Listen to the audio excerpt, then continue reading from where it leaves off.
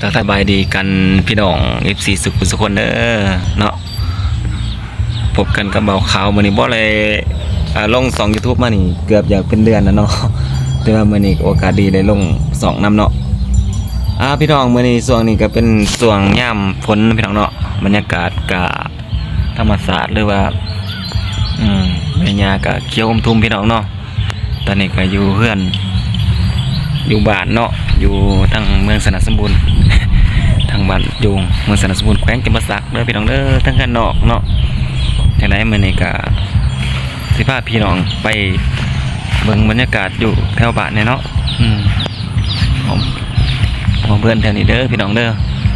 เนาะแต่ว่ามื้ออื่นนี่พอกันพี่น้องมื้ออื่นพอกันอยู่เมืองปากซองเนาะมื้อนี่สิขึ้นเมืองปากซองมาถ่ายคลิปอยู่พุ่นอีกเนาะแต่ตอนนี้มาถ่ายคลิปอยู่บ้านอยู่เพื่อนเฮาก่อนเนาะไปเบิ่งแถวเพื่อนเฮาก่อนอันนี้ก็สิแม่นทางหลานหลังเนาะทางเพื่อนบักตุ้ยนี่เพื่อนเนาะเพื่อนอึ่งมีมาทางหลังเนาะนี่ก็แม่นเพื่อนใหญ่มีเนาะเพื่อนใหญ่มีนี่แม่นเพื่อนใหญ่แน่เนาะอันนี้เพื่อนผู้ถอนเด้อเพื่อนผู้ถอนเนาะตอนนี้ก็สิย่างเมื่อเนาะย่างเมื่อ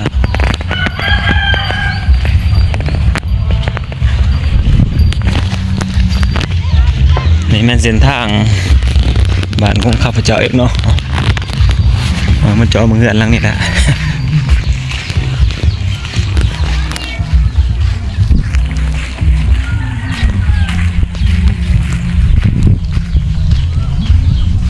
ไปเขามาเหือนมาบ้านเนาะไปเบิ่งบ้านมาเป็นยังไงมาได้มาเยี่ยมยามบ้านเมื่อทั้งแหละ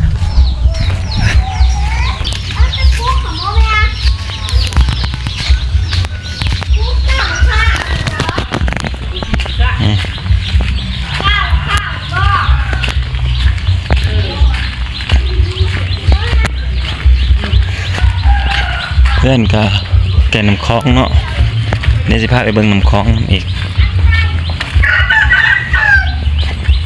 นี่ไก่สิหอเพื่อนแหละเพื่อนอยู่นี่เนาะเพื่อนเนาะนี่คือเก่าบ่เนาะเพื่อนมะพร้าว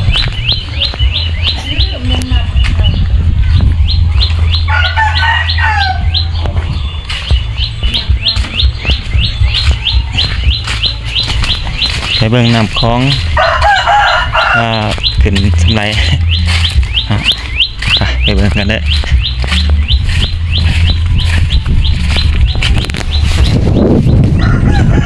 นี่น้ำคลองเดือน10นี่ขึ้นกว่าเก่าแล้วพี่น้องเลยแต่ว่ามาหอดบรรยากาศนี้เนาะเราขาวกับโจ๊กนี่ตัวนี้พี่น้องเด้อจะไหนกับกดไลค์กดแชร์กดติดตามไปเด้อบ๊ายบาย